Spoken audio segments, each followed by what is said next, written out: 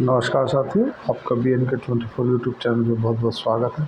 साथियों, आज हम एक ऐसे विषय पर चर्चा करने जा रहे हैं। हमारे एक राजेंद्र मित्र हैं, उनका क्वेश्चन था कि आपने बजाज हाउसिंग फाइनेंस पर इतनी अच्छी वीडियो बनाई थी कि बजाज हाउसिंग फाइनेंस का IPO लो, लेकिन उसके बाद में भी हुआ क्या कि बजाज हाउसिंग फाइनेंस गिर गया। लगभग 180 रुपये 190 रुपये तक का हाई मारा और उसके बाद वो अभी लगभग 150 रुपये के आसपास घूम रहा है।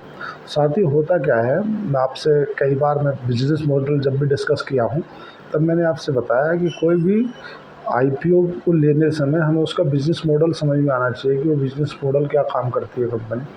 और ख़ासकर जो NBFC कंपनी होती है, नॉन बैंकिंग फाइनेंस सर्विसेज, तो साथियों वो जो कंपनी होती है वो कोई ऐसा कोई गोल्ड तो प्रोड्यूस कर नहीं रही है कि उनके जैसा कोई कर नहीं सकता।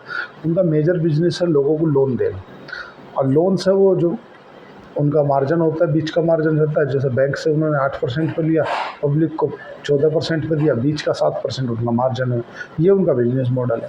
तो साथियों, मैंने कई बार अपनी वीडियो में डिस्कस किया है कि जो बैंकिंग सेक्टर होता है उसको हमें प्राइस टू बुक वैल्यू पे देखना होता है, ना कि P रेशो पे।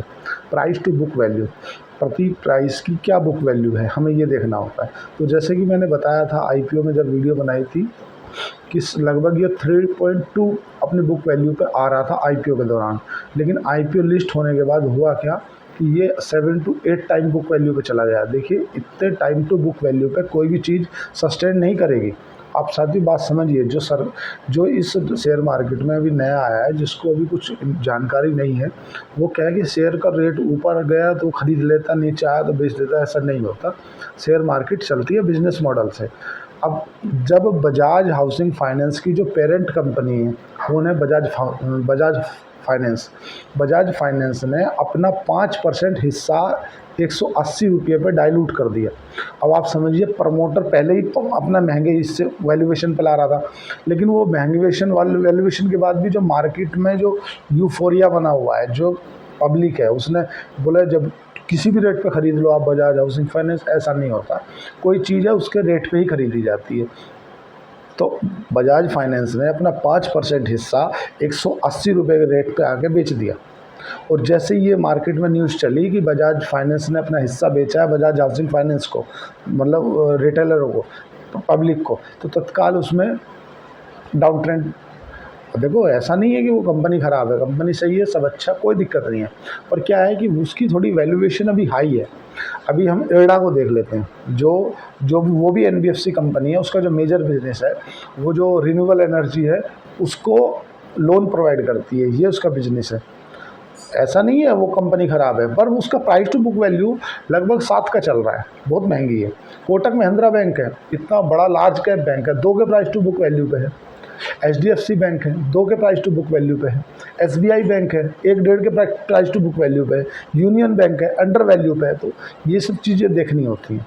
एक हमारे मित्र का क्वेश्चन था कि ये IEX गिरा क्यों, IEX के गिरने का क्या रीज़न है। IEX क्यों गिरा कि सरकार एक कैपिंग लाने जा रही है। उस कैपिंग का सरकार का कहना क्या है कि जो इंडियन एनर्जी एक्सचेंज है, इसका बिजनेस क्या है कि जो पावर प्लांटों से बिजली बनती है और जो वो डिस्ट्रीब्यूट होती है, तो इसका इस बीच का काम इसका है, उनसे बिजली लेना और आगे डिस्ट्रीब्यूट करने के बीच का काम है इसका। ये बिज़नेस है। कोई भी बिजली बनाए, चाहे तो NTPC बनाए, चाहे NHPC बनाए, चाहे तुम्हारा SJVN बनाए, चाहे तुम्हारा सुजलोन बनाए, कोई भी कंपनी बिजली बनाएगी, वो बिजली बना के IEX को देगी, IEX उसे डिस्ट्रीब्यूट करती है। तो ये इसका बिजनेस है। सरकार ने ये एक आदेश लाया कि हम ये कैपिंग ख़त्म करना चाह रहे हैं। लगभग 95% हिस्सा अभी IEX के पास में है, Indian energy exchange.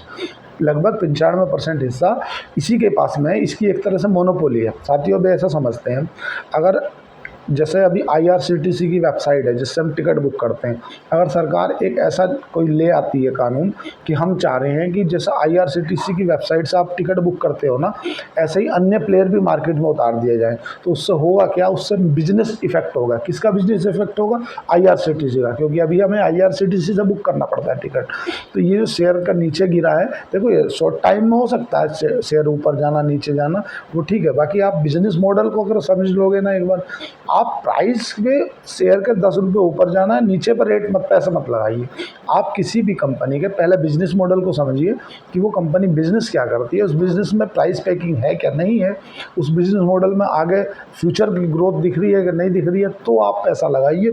Share market में पहले पढ़िए, समझिए, देखिए, उसके बाद उतरिए। अगर आप विदाउट, देखो जैसे हम पहले आपने देखा होगा युद्ध में जाते थे, तो युद्ध में जाते हुए लोग तलवार भाले सब लेके जाते थे। अभी क्या करते, अभी कुछ नहीं, जो पैसा है, जो जीवन का बहुत इंपॉर्टेंट वस्तु है पैसा, उसे हम लेकर शेयर मार्केट में ऐसे ही उतर जा रहे हैं।